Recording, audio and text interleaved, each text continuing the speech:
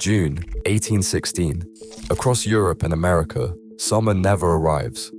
Snow buries crops, prices double, and hunger spreads. But the true cause began a year earlier. A distant volcano hurled enough ash skyward to shroud the world. How could a single eruption freeze a hemisphere and push millions toward catastrophe? This story begins with the science behind history's darkest summer.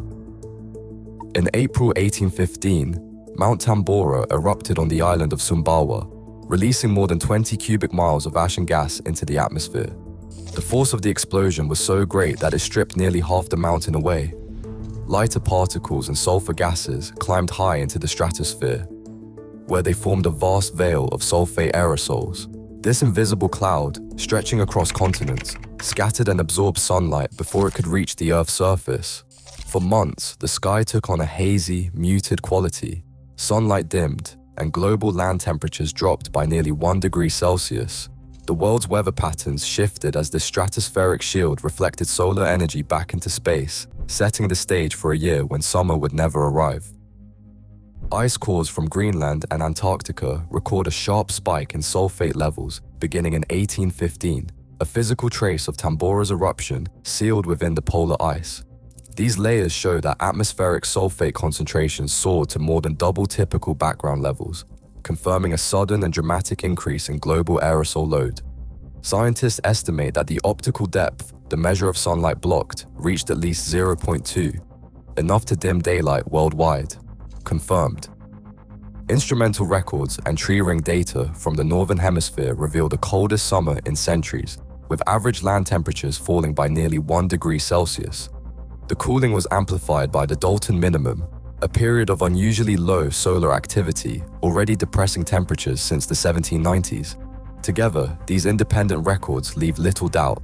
Tambora's eruption unleashed a volcanic winter, setting off climate anomalies that would soon reshape lives across continents. In the heart of rural Europe, a farmer stands at the edge of his field, boots sinking into sodden earth.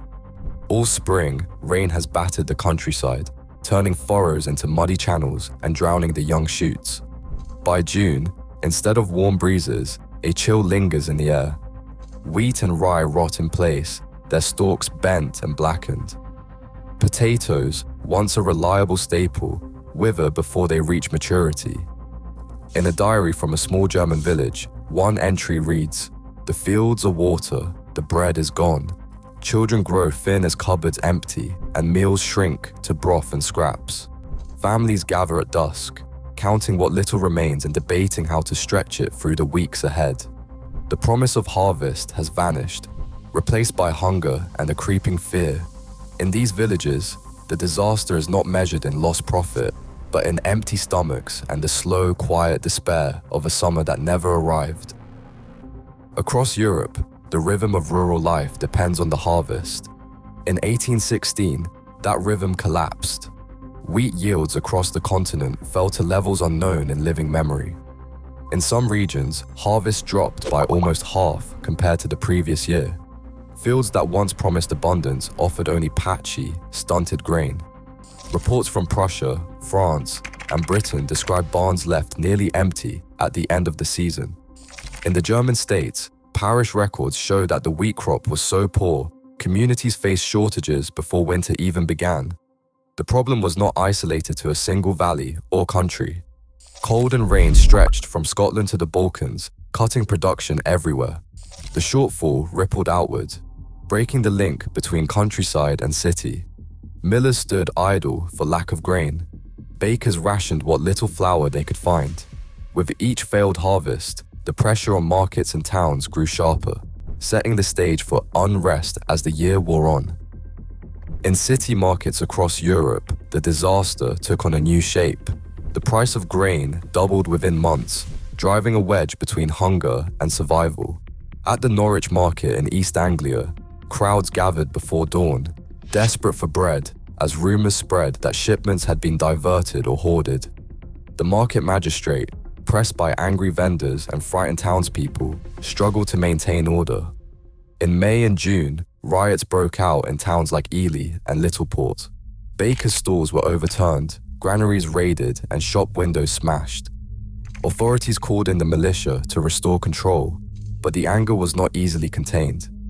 Parish records from 1816 and 1817 refer to these months as the Year of the Beggar, a time when families who once managed respectably now lined up for relief.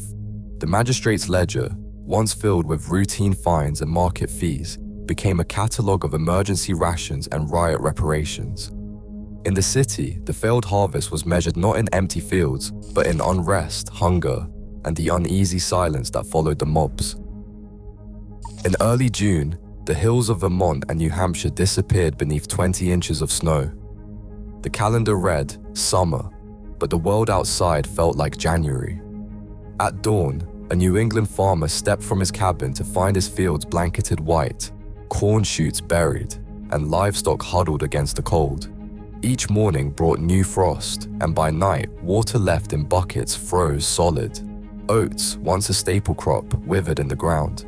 The price of a bushel soared from 12 cents to 92 cents, making horse feed more expensive than bread. Families counted dwindling stores, their hopes for harvest dashed by ice and snow. Neighbors gathered to share what little they had, but hunger pressed in. Some packed wagons and set out for the frontier, joining a wave of westward migration toward Ohio and Indiana. Others stayed, watching as entire communities thinned, barns emptied, and the landscape transformed by a summer that refused to arrive. Storms swept across Lake Geneva in the summer of 1816, confining a small circle of writers to the candlelit rooms of Villa Diodati. Mary Shelley, just 18, watched rain lash the windows and listened to thunder echo off the Alps. The world outside was unseasonably cold, the sky heavy with clouds that never seemed to clear. In her journal, Shelley described the incessant rain and the mountains all black, the lake dark. With Byron, Polidori, and Percy Shelley for company, she joined in a contest to write a ghost story, a challenge born of boredom and the eerie gloom. Out of this strange, haunted summer came the first pages of Frankenstein, a novel shaped by the sense of a world out of balance. Across Europe, artists like J.M.W. Turner painted sunsets streaked with red and orange, the colors intensified by volcanic dust suspended in the upper air. These works captured not only the altered light, but the unease that spread as nature itself seemed unfamiliar. The weather left its mark not just on fields, but on the imagination, inspiring stories and images that endure long after the clouds cleared. Across Asia, the consequences of Tambora's eruption grew even more severe. In southern China, torrential rains and swollen rivers flooded entire provinces, drowning rice fields and washing away villages. The summer harvest failed, leaving millions without food or seed for the next planting. In the countryside around Yunnan, families faced a bitter choice: sell possessions for a handful of grain, or abandon their homes in search of relief. Hunger brought disease in its wake. In India, the altered climate disrupted the vital monsoon, drying out wells and leaving stagnant water in its place. Cholera, once contained to a few river valleys, found new paths along these waterways, spreading from Bengal across the subcontinent and into Central Asia. By the end of 1816, the first pandemic wave reached as far as Moscow. In China and India together, the toll ran into the tens of thousands. Worldwide, historians estimate that more than 100,000 people died as a direct or indirect result of Tambora's shadow, whether from starvation, disease, or the collapse of local economies. The disaster's reach stretched from the flooded rice paddies of Asia to the crowded streets of Moscow, revealing the true scale of a world thrown out of balance. Volcanic ash dimmed the world once, and it can again. Today, climate remains at the mercy of forces both natural and human-made. Our future depends on understanding that even distant events can upend lives everywhere. The planet's balance is fragile and never guaranteed. Share your thoughts below.